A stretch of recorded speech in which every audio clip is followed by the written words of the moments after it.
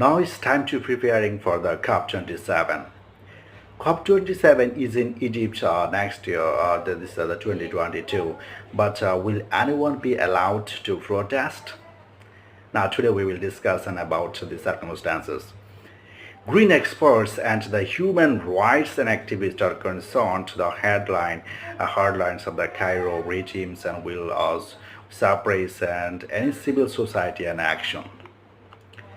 Concern is growing over plans to host an United Nations climate conference, Sharm el-Sheikh, next year, in what will be the crucial summit of the world is to limit the global heating to the 1.5 degrees centigrade.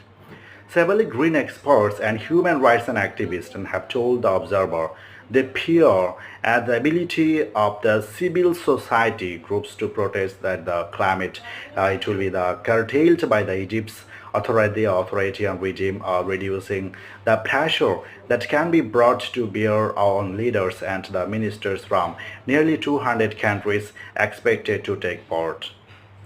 The COP26, the summit in Glasgow, and produced a substantial progress on cutting greenhouse gas emissions, but the national carbon targets laid out there fell far short of the near having the emissions required to stay within 1.5 degrees centigrade. They fell far short the near having the emissions required to stay within 1.5 degrees centigrade of the pre-industrial levels. And recognizing that, nations agreed to review their targets and before the next annual climate conference of the parties and scheduled for the next November.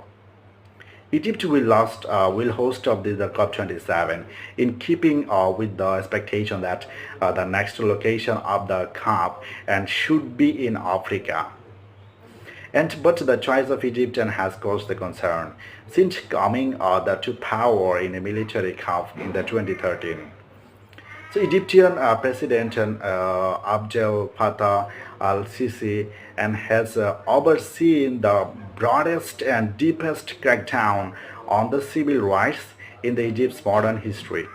This sentence has been outlet, the Arabic Network, and for the Human Rights Information estimates that 65,000 political pioneers and prisoners are currently inside the Grantis detention system. So which has grown to at least 78 major detention centers in the first decade. And critics of this from the politicians to people posting comments on the social media or even small groups and protesting against the price rise on the Cairo metro and has been detained and impressed on the terrorism charges. So I think that both Egypt's the political environment and a specific record of the hosting conferences suggests that there's a lot to be concerned and about, said Timothy Colors and the Tahrir Institute for the Middle East Policy.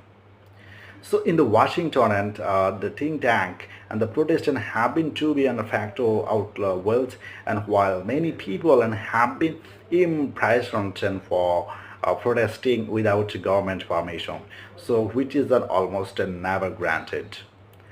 And Cadis pointed intimidation and surveillance of the some cases and physical harassment directed towards an activist one that attended the 64th session held in Africa Commission of the Human and People's Rights in this important to the many better suited and host. So reality of this and civil society from global south and who don't have the protections and that have come to and to passport and all of this the vulnerable and harassment and intimidation than their Western peers and his aid. So from the GCCF and Global Climate Change Foundations and is trying to base and to be a part of the COP27 which will be host of this in Egypt. So and we are trying to accumulate whole worlds and as a global village and where we will try to keep our the major contribution of this the 2030 global agenda. So hope and we believe and we are future of the world and together we can do something different from over of this the intent of this GCCF Global Climate Change Foundation.